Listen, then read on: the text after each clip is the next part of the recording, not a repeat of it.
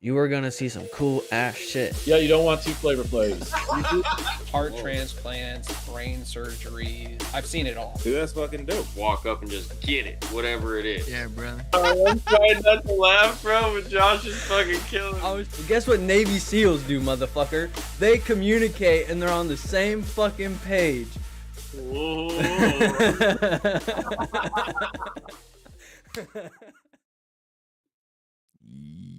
We're live. All right. Welcome, everybody, to the Happy Hoodlums podcast. It is the Happy Hoodlum himself, Mr. Kemper Woodruff. I have my co-host, Zachary Sampson, the powerful one, and the boy genius, Mr. Incredible himself, Josh Taylor. Yeehaw! Welcome back, you guys.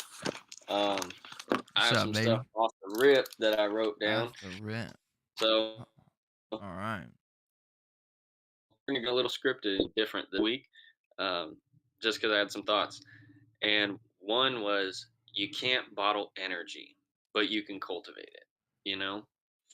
And this came from me being someone who loves to take naps and shit, but also being a creative person, a lot of what I do requires that like inspired enthusiasm, you know?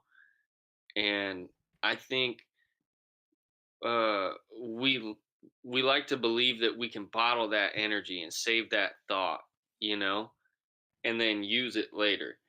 And sometimes you can and it comes out in a weird way, but I rarely find it connecting directly to the art the way that I wanted it to if I try to save that idea for later. And so I wound up like taking a nap.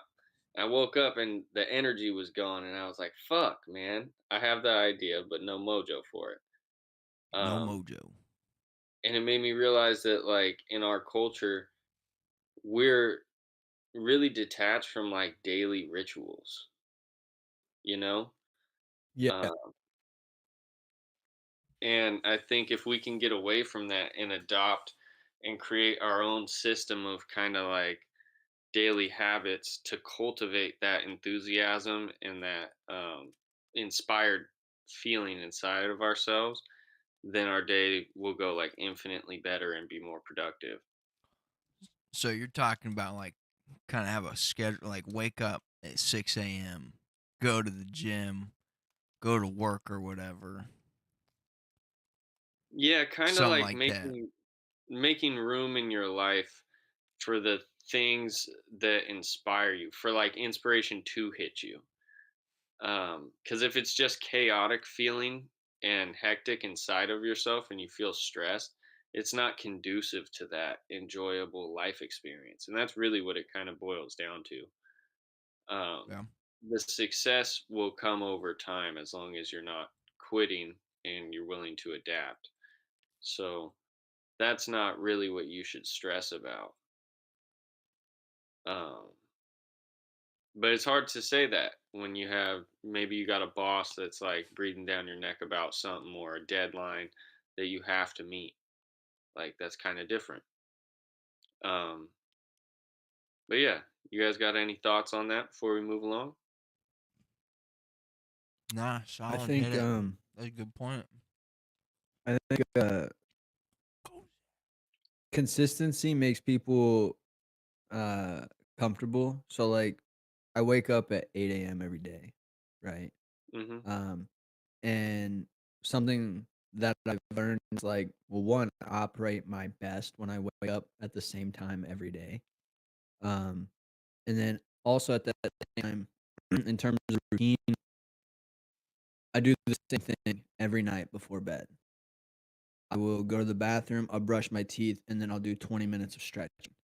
And I use that time to wind down, get myself prepared for sleep. So I kind of like, rather than laying in bed for 20 minutes and letting my mind just run for that 20 minutes, I'm stretching, I'm feeling good, I'm being present with my body, and I'm going through all those thoughts I'm already going to have while laying in bed. And then as soon as I get in bed, within 5 minutes, 5 to 10 minutes, I'm asleep. And so everybody that I talk to who tells me that they have a hard time getting to sleep, I tell them, "Well, are you consistent with what you do before we go to bed?" 1 second, Zach. And yeah. Um, are you getting any interference on his mic, or is that just the way it's coming through on my audio? I was getting a little bit, but he's fine for me now. I was Okay. getting a lot for you, and then yours went away. Okay. I just wanted to make sure if it was the system or if it was the mic Yeah. setup. I Now, if it's apologize, bad, Zach. if it's bad enough, I'll stop it real quick, and we'll see what we It can might do. just be the XLR cord is what I was thinking. Do I need No, to I repeat think any of it's that? I think it's something with internet. I'm not really sure. It's Okay. something with But Discord, probably. no, I understood what you were saying, Zach. I just wanted to make sure it was clear for Yeah. the recording. Yeah. Um, Um, continue. but yeah, that was pretty much it. It was just like having consistent routine helps with your body's overall like regularity, Mhm. right? And like regulating your mental thoughts and your processing, as well as just keeping your body on a schedule so that like your body's functioning at an optimal level. Mhm. Um, and so that routine is important, I would What say. do you define as an optimal level? Um, that's a good question. I think an optimal level is something where you feel good, right? I I think that's a huge component. Um, but I have an answer. So this is something that I learned in a master class kind of thing that I took, and the dude said an optimal state is like 80 to 90% all the time, consistently. Yeah, Because in that range, you you still have that feeling of success when you accomplish things that you don't get when you push yourself so hard to that like burnout, right? Because it's just not sustainable for anyone to work in that like upper 90th percentile forever. People can do it, but it's especially amongst like most people that have no disciplinary structure implemented in like the military does or something. You're yeah, probably not going to find somebody that's going to be operating in that realm for long without having a hugely lopsided life, you know.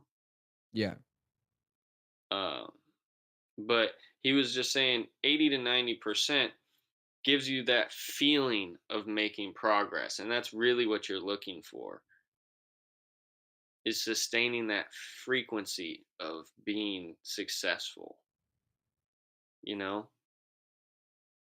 yeah. I I mean, think. sorry. Go ahead. We kind of had a similar conversation on the last podcast.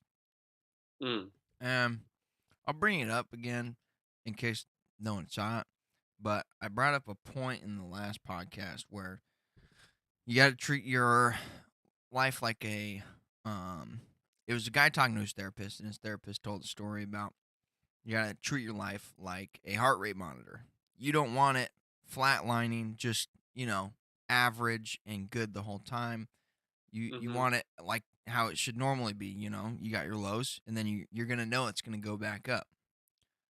So, Yeah, but kind of there's like the ebbs and flows of your yeah. day and how your day goes, but how you feel about your day So I is guess my different, my, my right? point in bringing that up is I'm semi disagreeing with saying that you should have like a good, how'd you say it? Um, just that your like happiness level should always be like at that same point. Well, the goal, right? You got to have a Yeah. goal and a place to shoot for, right?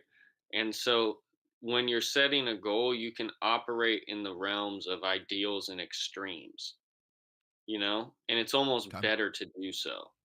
The reality and Yeah. application is almost always more balanced than that. But you can execute much better when you have a plan. And so Oh, for if sure.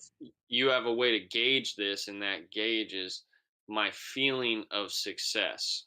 I may have had a day full of failures, but that feeling is like, have you ever heard the story of Ben Franklin, like making the light bulb or whatever? The what?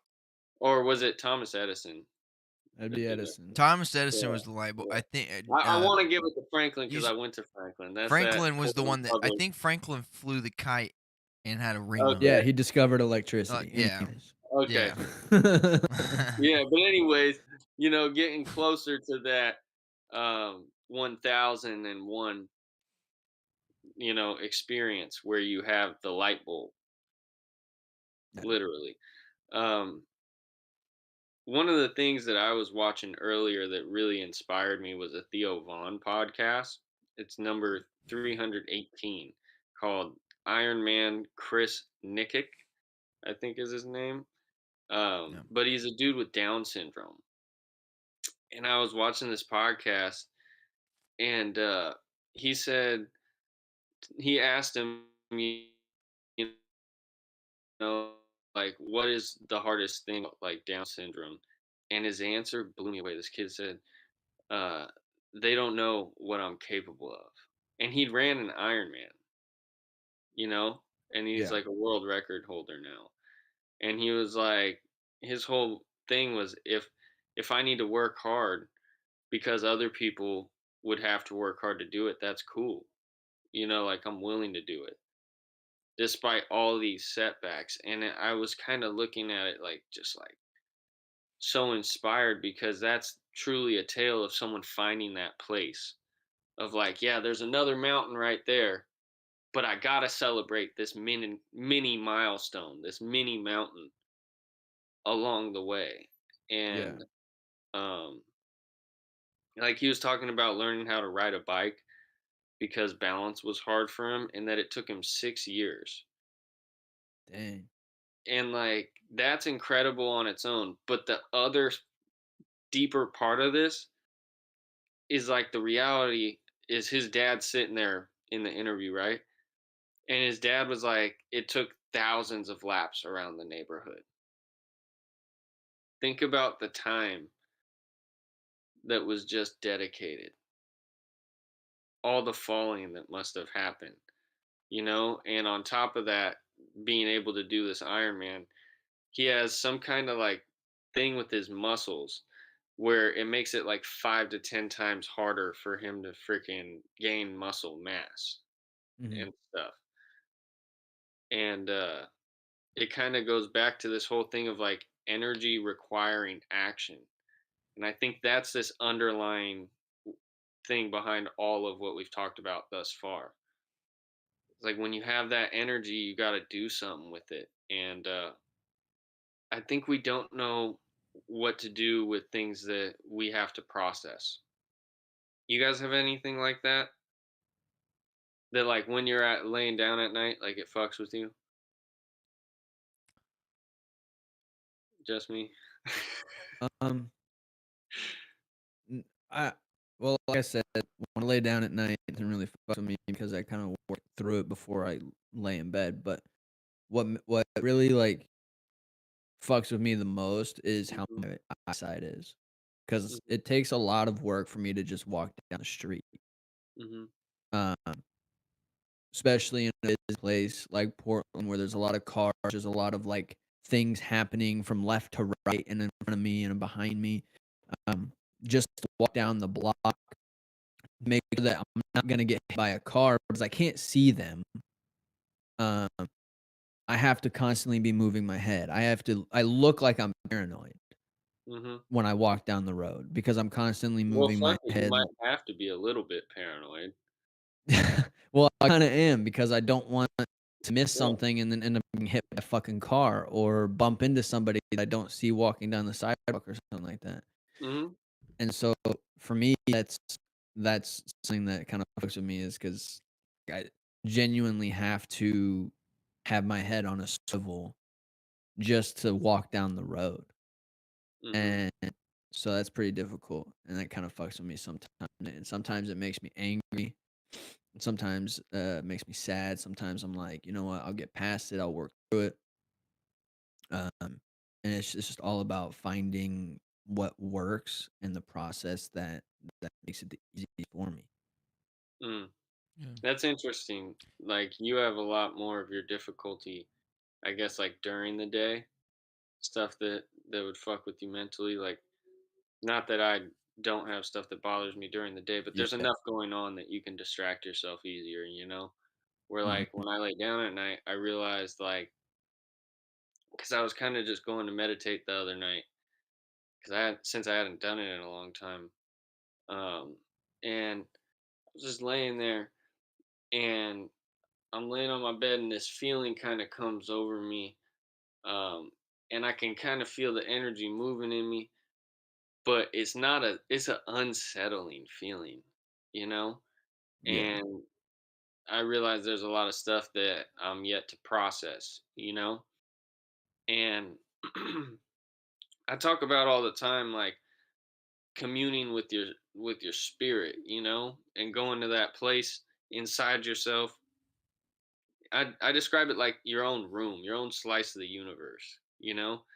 And when this feeling kind of emerged, I was like, there's no scream that I can scream loud enough, you know, like externally that would justify like this thing that I felt like trapped inside of me. And I kind of just like went to this like room inside of myself and just screamed, you know, with my inner voice. And I noticed that the feeling kind of began to change and like loosen and settle because I was like giving action to it rather than Yeah. just laying with it, although I'm not moving my body at all, you know? And I noticed that it kind of shifted and I realized you can't block these feelings out. Like they don't just disappear. You can take this event and put it into a box, but it doesn't fucking disappear no matter Yep. what. And it's going to be that thing, you know, when you really start maxing out on the raw life experiences, you know, and everyone has a different threshold for that, right? Yeah. Because you've only experienced what you've experienced.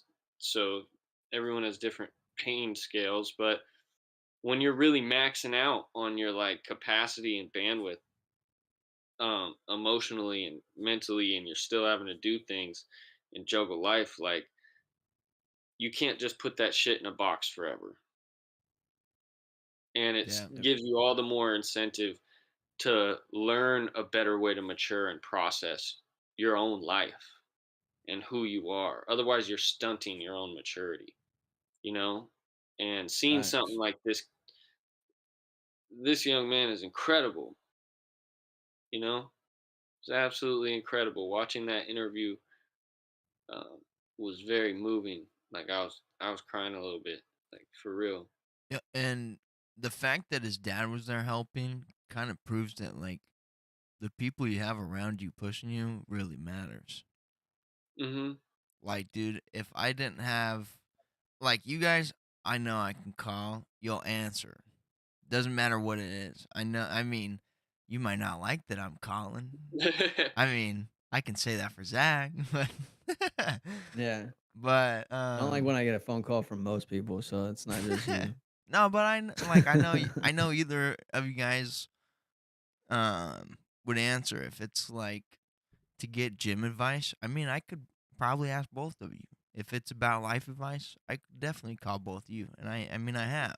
Yeah. So, but and Yeah, I mean it depending on what it like is. that kid, he had his dad there, and I'm sure his dad pushed him all the way to 130%, bro.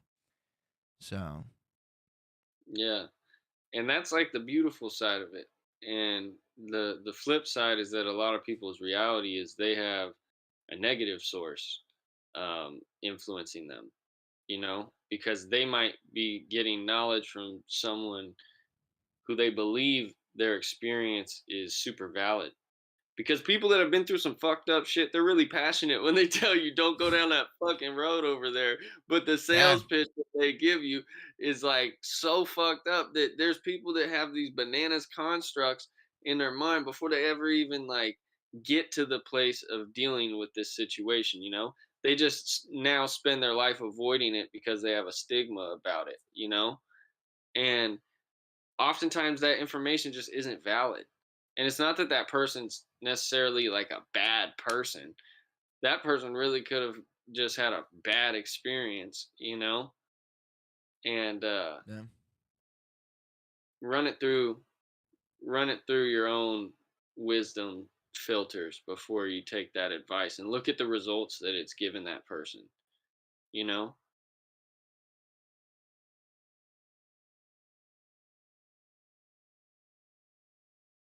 You guys, Absolute I love it facts, when I dude. stump you guys. That just fucking got Dude. him. Um, but I really Man. want to. I can't stress enough that like communicating inside of yourself freely is a uh, huge milestone in personal development because you're now a step closer to truly feeling at home within yourself.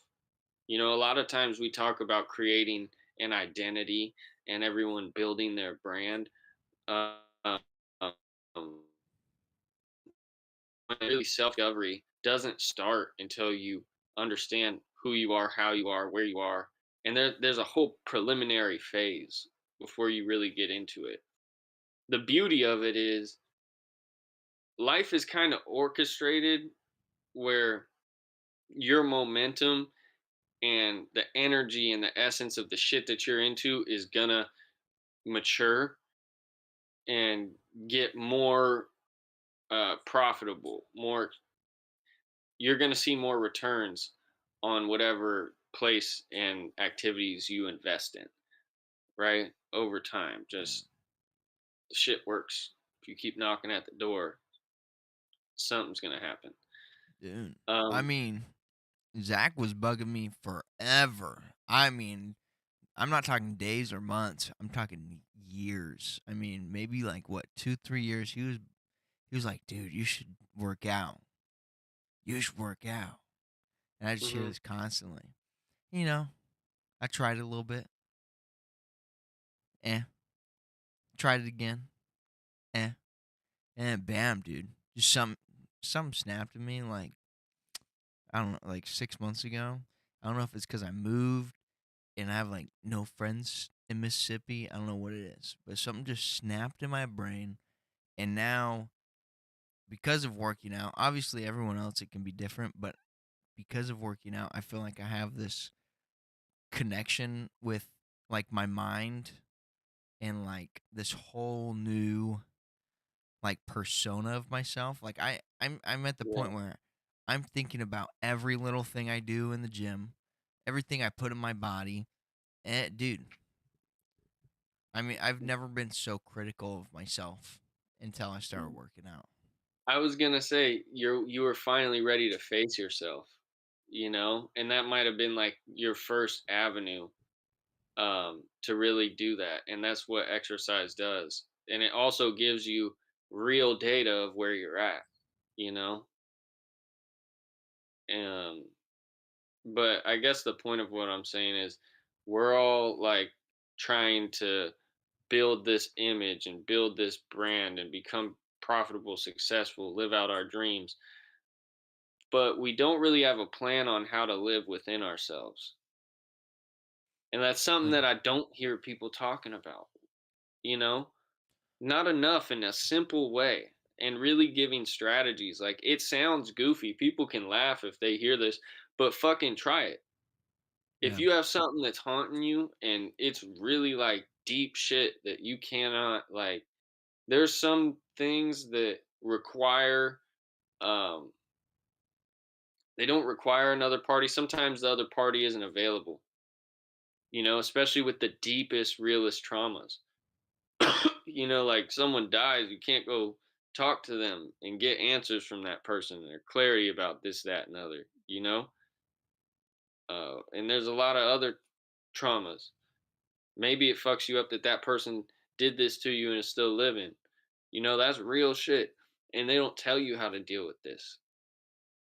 And it's crazy that we wind up talking about these things on this podcast. But I guess through doing this, it's revealing some of my passions for life. And I think really what I'm passionate about is people living. Like we say, living your best life.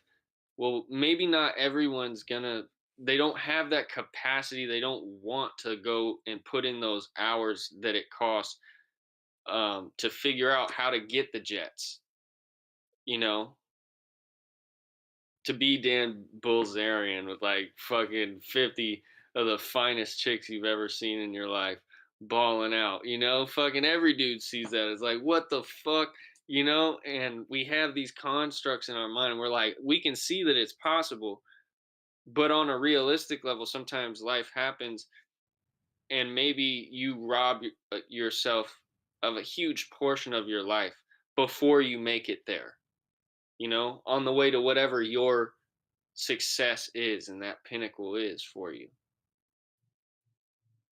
You know, maybe you had a daughter or a son or something beforehand, and rather than actually loving the time that you had with them, that not having all this money and responsibility or whatever it may be that a lot of people find themselves with once they get there financially, you know? And then what the fuck? This whole time I haven't really been at home in here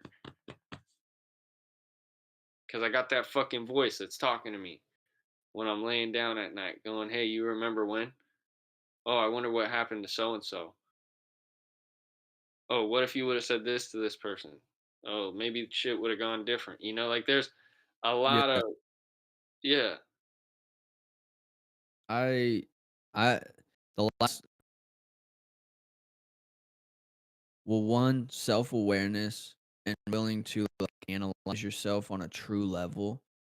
Be legitimately honest with yourself because what ends up happening when we talk about ourselves and a lot of people disguise reality or being like, uh, and we'll call it reality, about themselves or realistic about themselves ends up being like negative self-talk.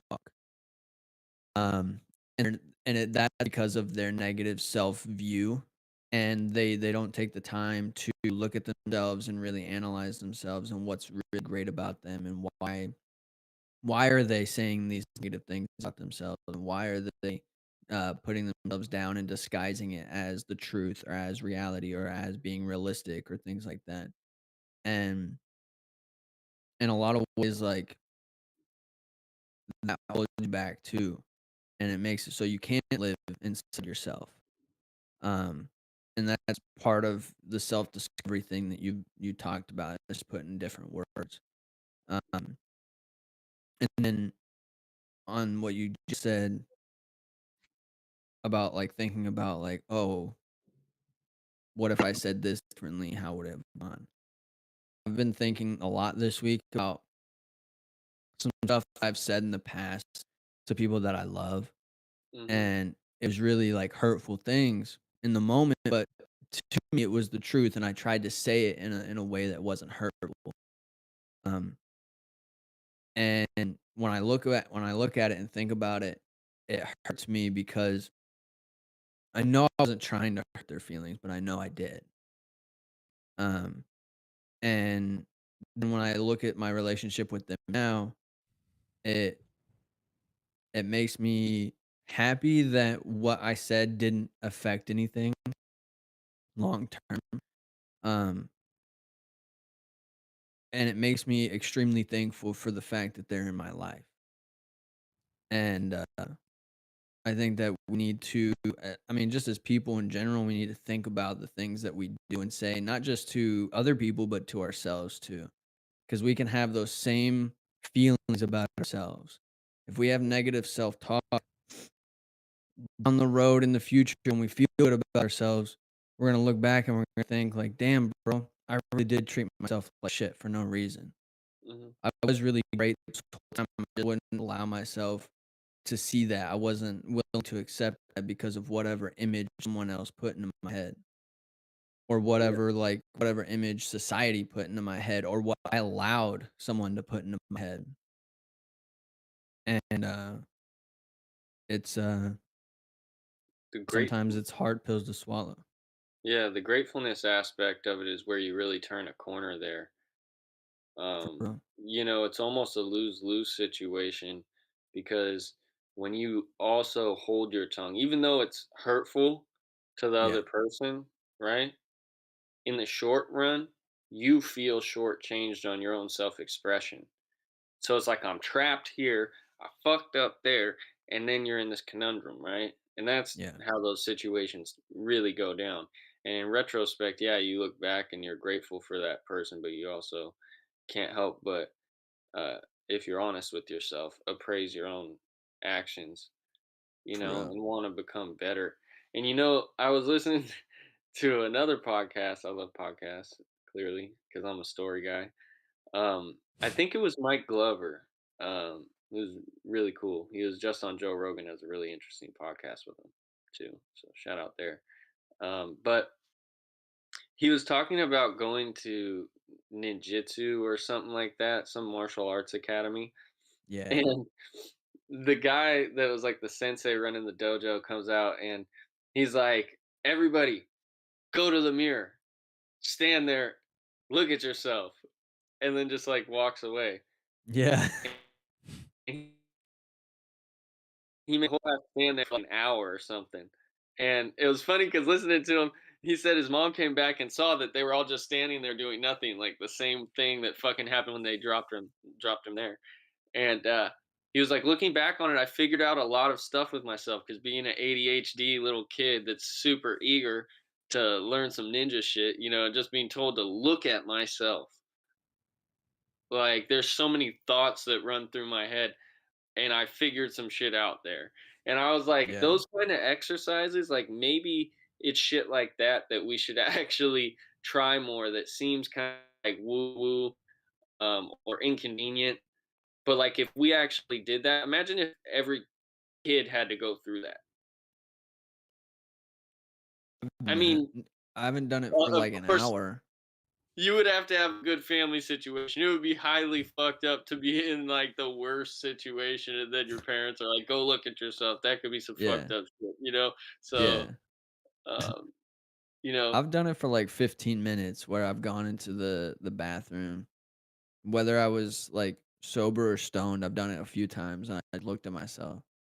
And I just yeah, sat there. I either leaned against the wall or I just kind of like just stood there and I looked at myself and I wasn't like looking at myself to judge myself. I was looking at myself to see who I was. hmm And sometimes a good self reminder to just be like, or it's a good reminder to be in the moment with yourself sometimes. And I think with especially with like a lot of technology nowadays, have a really hard time of being in the moment, not with just themselves, but with other people too. hmm And it's like you could be in the same room, you could put your phone in your pocket and look around. Everybody's on their phone. I do that when I'm at lunch with my family. hmm I don't like to be on my phone when I'm eating. And then I look around and I'm like, everyone's on their fucking phone, bro. And it sucks because it's like nobody's present. Everyone's in whatever world Well, is on their phone. have you ever heard of Cooper's code of like color code of readiness? I think No. that's what it's called. It's like in the military. So like code white or whatever would be like if you were in condition white, you're not paying attention. You're the person looking down at the cell Oh, phone, yes, I have heard of this. you Jocko know? talked about it where you should always be in like the Condition blue yellow, or something. you're attentive. That's kind Yeah, of you, right? Someone walks in, they're fishy. You're code orange. You're pretty ready. Code red, you're engaging, and then code black is like you're fucked. You you're freeze. ready to it's rumble time. You freeze. Code black is Oh, freeze. okay. Yeah, which is a Yeah, I real don't know. thing. Imagine a lot of Yeah. people that are on their phone look up. Oh shit! Whoa, fuck. You Then know? all of a sudden the shit's popping off and they have no idea what to do because they weren't even remotely prepared for anything. Yeah, you don't have the reactionary gap. Yeah. Like you don't have that shortened when your awareness is there and you have zero preparedness for anything. Because knowledge breeds confidence. I agree. If I actually seen a clip of Joe Rogan recently. I don't know who it was, but I know he's an MMA guy. But he was saying to Joe Rogan, he was saying, let's say you take away all of your MMA experience, all your fight experience, everything that they know about combat or fighting, and how do you feel when you walk into a room full of people? And Joe Rogan said, well, I think I would feel a level of insecurity because you don't know how to handle a situation like that. You don't know what some if someone might be a threat, and even if they are a threat, you Mhm, wouldn't know how to handle it. And so knowledge and being able to defend yourself makes you comfortable. mhm, And I think without getting too political, I think that's another reason why you see a lot of like cops getting really nervous in mhm. physical situations because they're not trained properly how to physically defend themselves Well, in a lot of ways. not I don't think that everybody is made,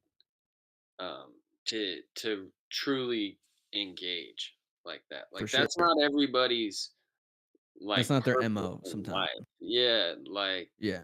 um, and although everyone has their place, and I think everyone should be able to, right? It's Yeah. still your responsibility.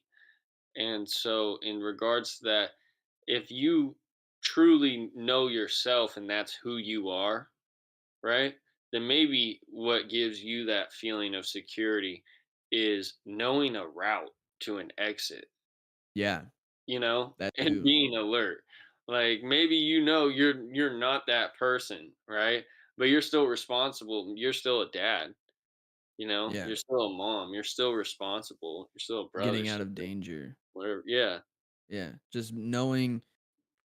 Yeah, and I mean, like, even like you said, even if it's not like you're not the person who's gonna go towards the danger, knowing how to get out of it or stay out of the way of the people who are going towards the danger Yeah. to, so they can defend themselves and you properly without you being a cannonball strapped to their ankle. Yeah, and I'm by no means like combat expert or veteran or Yeah, anything. none of us are, You know bro. what I mean? Like I just want to put that out there. It's a good example and reality check that a lot of people aren't really comfortable with entering, even just conceptually dealing with violence and allowing yourself to be violent. But that's a whole other can of worms. I think what you said is perfect using the word danger, right? Because our mind is wired with pleasure and pain responses. And so if you haven't really ever experienced anything that's drastic, like actual violence or something like that for you, um, and for anyone, if you're just not at home within yourself, making a phone call can kind of be intimidating to you. Yeah, Yeah. If you've never had someone explain financial things to you, and now you have a kid or something and you're young, and you got to be a mom or a dad, and you got to make all these calls just to get something as simple as like food stamps, right? Like yeah, you just might not want to make that call. It might still be intimidating, stupid in your head, it's dumb. yeah. It's yeah. I think you're right in a lot of senses. It's just like early on in life, we're prepared for what we're capable of, and if we're not prepared for it, then we have to make ourselves prepared for it, in a sense. Um, Yeah. I'm one of those people that kinda has a hard time making phone calls because I'm kinda just like, I don't like spending time on the phone if I don't have to, and I'm like, because a lot of the time, the phone calls that you have to make are fucking monotonous, fucking annoying and shit like that, and a lot of people, uh personally, I've noticed a lot of people have, at least over the phone, have terrible verbal communication. And so for me, I'm just like, dude, this is just fucking, it's annoying in a sense. Um, and then on top of that, but financial literacy part is that's something nobody teaches. In high school, we were taught in a class called it was like AP. It was I'm not even gonna try and remember the class name. Uh, but basically, the whole time in that class, we were doing little projects, but we were also running a simulator. And uh, in this simulator, you were living a life, and you were trying to live the best life that you could. You were choosing the route that your little character was making, and you could speed up time so that you would go to like college, get a degree. You would choose which degree you got. Then you'd go from there to the job, and then you had to plan all these things out. And each year in the simulator, you had to fill out your W-2, your tax forms and shit. And and that was the only level of financial education that I got growing up. Everything else I've had to learn, and it's not much. I don't really know the ins and outs of, like, stock trading. Do I understand it a little bit? Yeah, I understand that you kind of wanna look at the trends and look at its up and downs and things like that. But at the same time, it's just there's so much more to it that you could learn. And if we started preparing people early on for those hard things, for things like understanding how to manage your finances, understanding how to use your money as a tool rather than hoarding it and thinking that you just constantly need to save your money in order to have money. Um, or like how to, uh, like for example, people are insecure about going into a gym to exercise because they don't know how, right? And so if going through school, you were kind of rather than being forced into a gym class, you were taught how to create a workout plan. You were taught how different exercises affect your body, like how cardio might change the way that your body looks, or how weightlifting might change how your body looks, and then teach people how all of these things affect how good you feel, how good your body can operate, and uh, how much it can really improve your life. And I think if we started really teaching people early on things that are really going to improve your life as you get older, who that's going to keep you happier, keep you moving forward longer, and keep you in a more successful path, people would have far less anxiety about the future when it comes to like, oh, am I gonna have money when I grow up? Because I want to have a house, I want to have kids, I want to have cars, I want to have a dog, and all other things. I also want to look healthy, I want to be healthy, I want to feel good, but they don't know how to do any of that. And then that's anxiety, and it just builds and builds and builds. It's stress, and then they fall into a job that they hate, and then they everything just compounds, and then they spiral out of control, and they can't get to where they wanna be because they have no idea how to fucking do it. I I think it's just needing to be taught that life is a game and you have to make a game out of your life.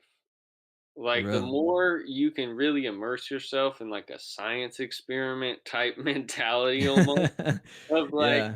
well, I'm gonna try this and I'm gonna do it for this many days and I'm gonna see, you know, what happens.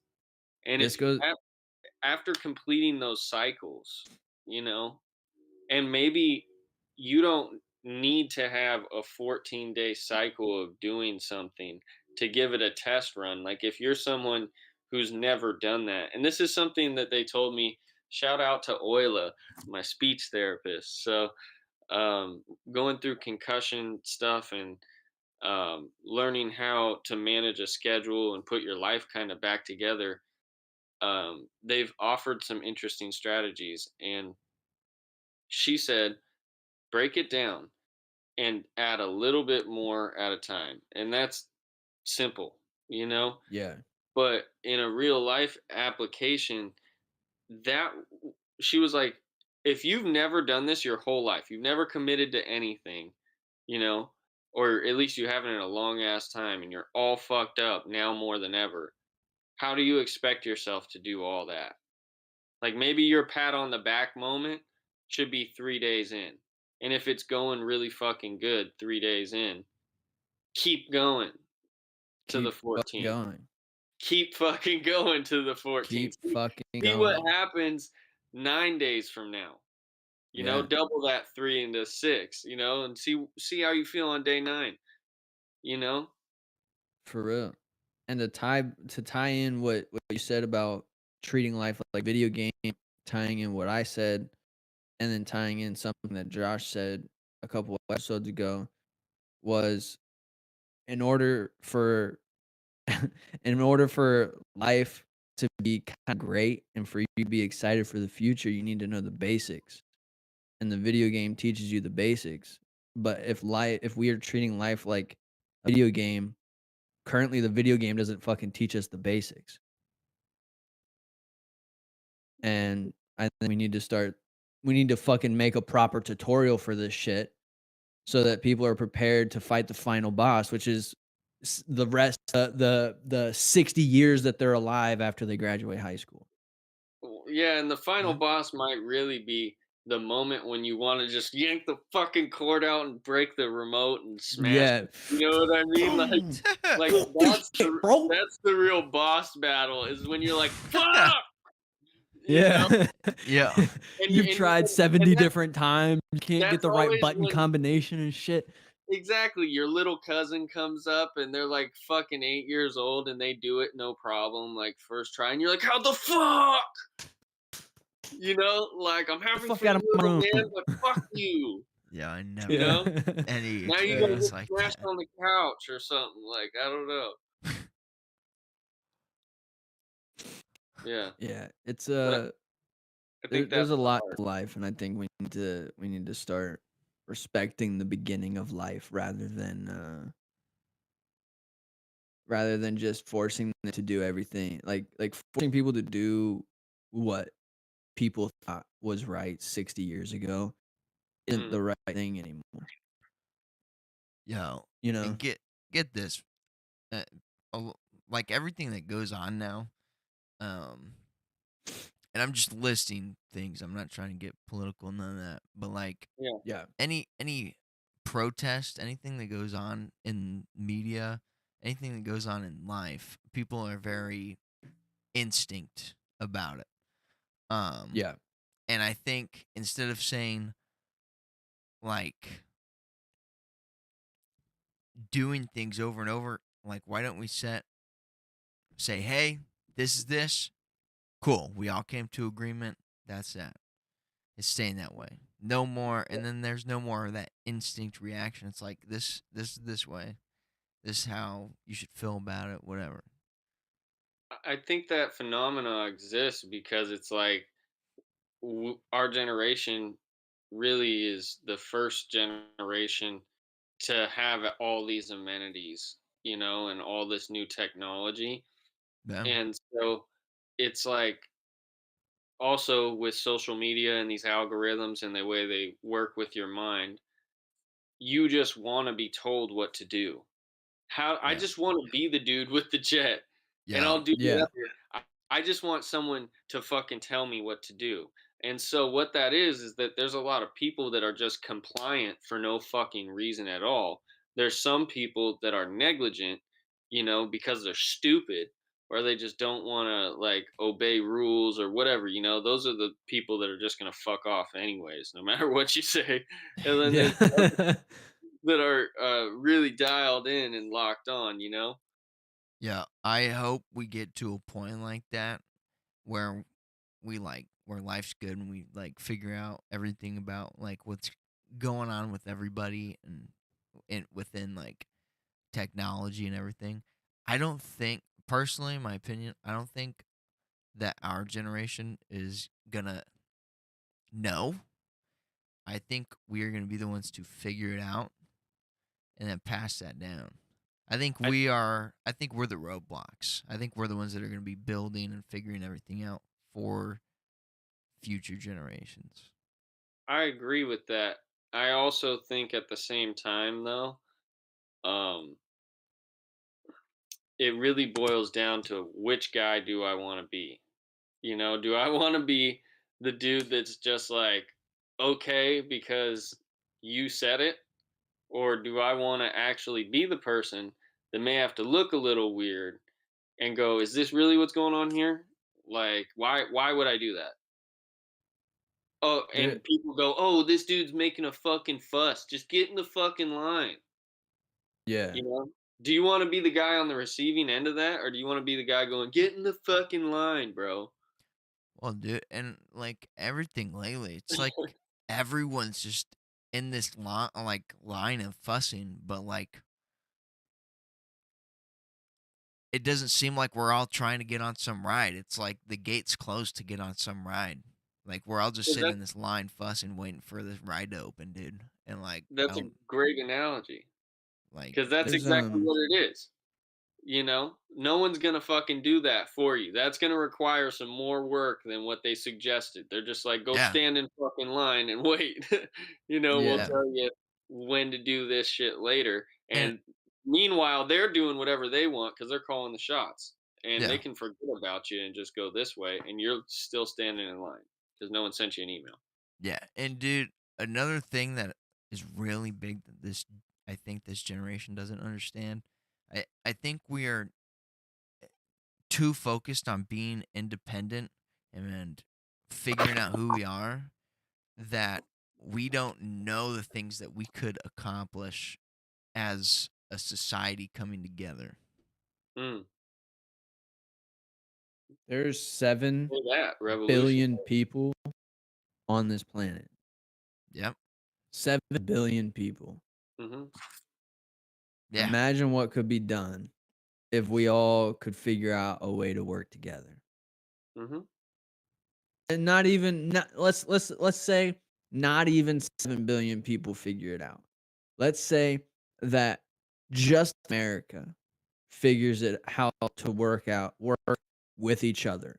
Everybody. Imagine what we can fucking accomplish.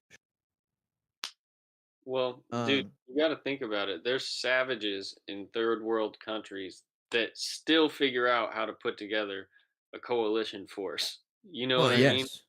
I mean, Like, dude, so what the fuck would we do truly if, as citizens, we united, you know, and really just as humans put on our minds together to try and do something good. You know, we're so strong that it is. Um, I don't want to say it's like, oh, the man's keeping us down, like it's intimidating. I think it's intimidating for people to relinquish power. And that's why we don't see it. Is you see someone create a company, and now since I'm the CEO, it matters more that the CEO of this company than to see the company grow, you know, and to allow myself to grow as a person by creating something that does generate energy in the form of currency, power, you know. Say Yeah. if we're making films, you know, we're out there, people are starting to notice, you know, to now hand this over and say, here, you do this. Like that kind of goes against what a lot of people feel. There's a huge maturity there, um, that I don't know that our generation has explained or prepared us for. You know, like that's an intersection you don't get to until you've put in this work and this dedication has got you here. And you might be like head over heels for this fucking position because you don't want to go back to being low person on the totem pole in order to Yeah. progress. you know, and I know I did phrase it as in like imagine what everyone coming together could accomplish. But just think about instead of using our very like smart people like that are like next level. I mean, I'm talking like Elon Musk, Bill Gates, Steve Jobs, like people that create these phenomenal things. Hmm. Um even dude, we could even say people that know how to build like nukes. I mean, people in militaries like in Russia, here, in every freaking country, bro. China. Like What are imagine you we doing take now? imagine we take all these people that are so smart to build these uh like products, and what if we instead of using them to build a nuke, something negative that nobody wants. What if we took like a smart person from everywhere, boom, put them all together, and they come up with the next big thing that could make the world so much better? You know what's trippy is I think that there's roadblocks that you would run into in that would naturally lead to discoveries that might even be I th- I more think beneficial. if we're Like so good at building these terrible things in the world that no one wants, I think we could come up with something really amazing. I'm 100% on board. I'm just saying, let's Yeah. go down this rabbit hole. Say we have this team of a bunch of motherfuckers that are brilliant, but no one speaks the same language. Step one, we got Yeah. to create a fucking language translator thing up in here because what the We do. fuck is everyone talking about, right? And that might be the real gem that comes out of this whole project that society gets to experience, What if as what a if the whole. That's not even the grand scheme being accomplished, you know and that's like the beauty of ingenuity. So I'm all with it, Yeah. but I think logistically it would be kind of hard I at mean, dude, first. what if the thing we need is like some kind of I'm pretty sure it's already made. Um I wouldn't doubt Google made it or something. But Let me call myself on that I'm logic though. That was flawed logic. Because it's hard is not a fucking good reason not to do it. So I dude, if you pull out like Google Translate, you can have it. They have that, but There maybe is what we need a is something that device that can if you listen, like if you talk, there is a device that translates it automatically as live into your ear already. yeah, there you go. Those are We out already there. got it, bro. That's all we need. we need the thing from what was that movie where traveling Hitchhiker's Guide to the Galaxy, where he has like the thing in his ear and he can understand Yeah. other languages. The thing that's out there is very similar to that. It's like Yeah. a headphone that you kind of wear, and there's a mic on it and shit, and it's pretty interesting. Um, Yeah.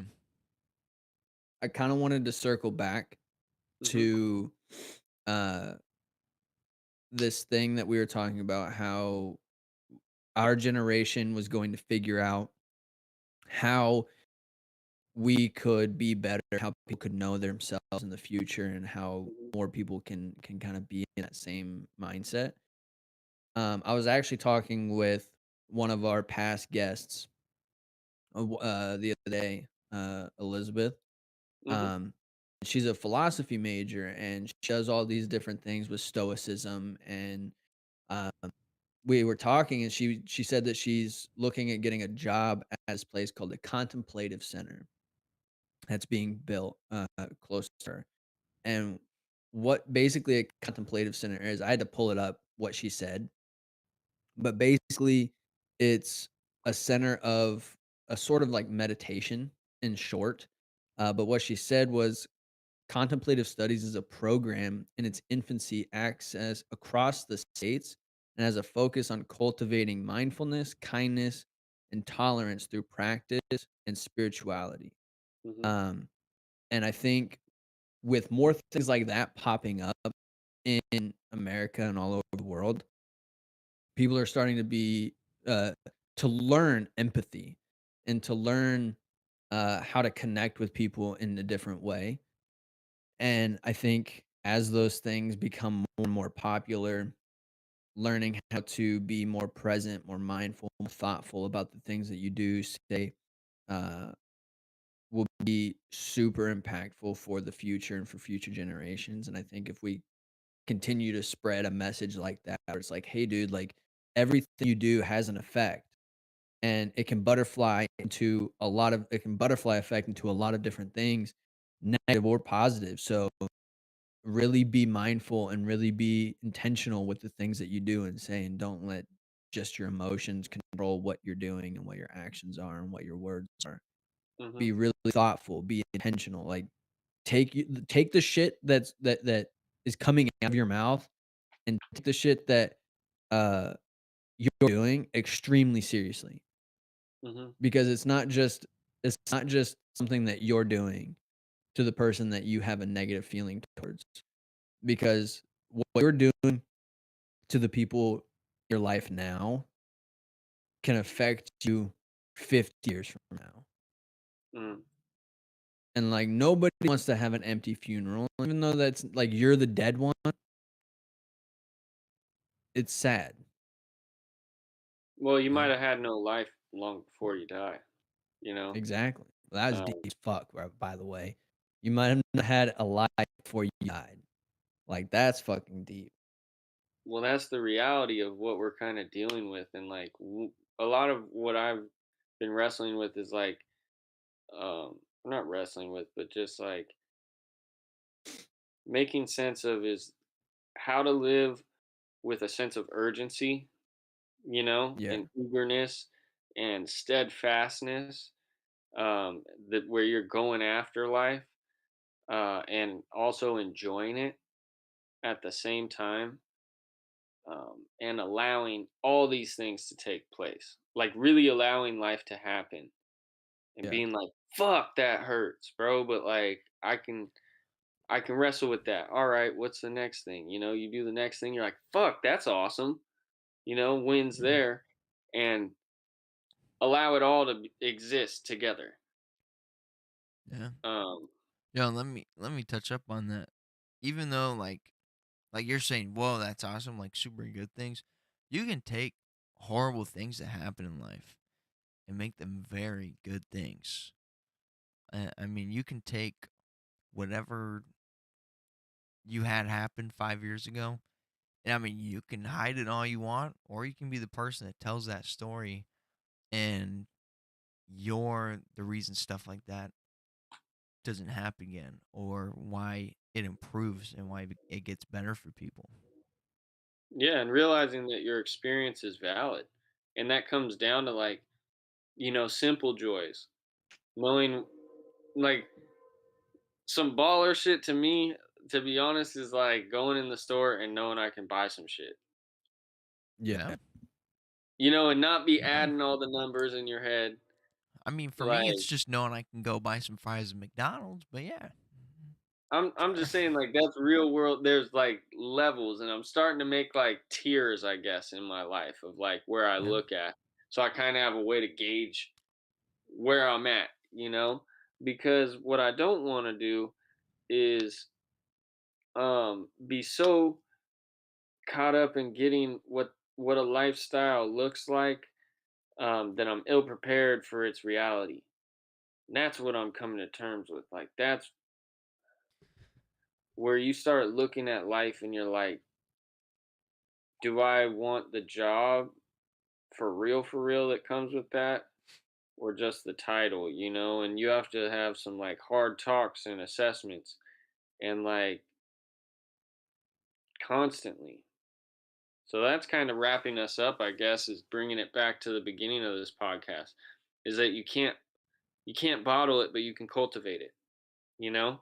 And you Yeah. cultivate it by choosing which guy you're going to be, the guy standing in line going, "Hey man, get back in the fucking line." Or do you want to be the person asking questions, getting yelled at, Which road do you want to go down, and like how do I want to feel about myself while I do it? How do I talk myself into this, How do I create the essence of what this whole thing is in its totality right here and now in what I'm doing, you know? yeah.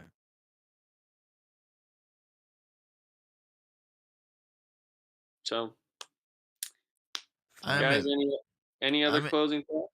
I'm in awe. I'm good, bro. I'm gonna be honest. This was an amazing podcast. And Great episode.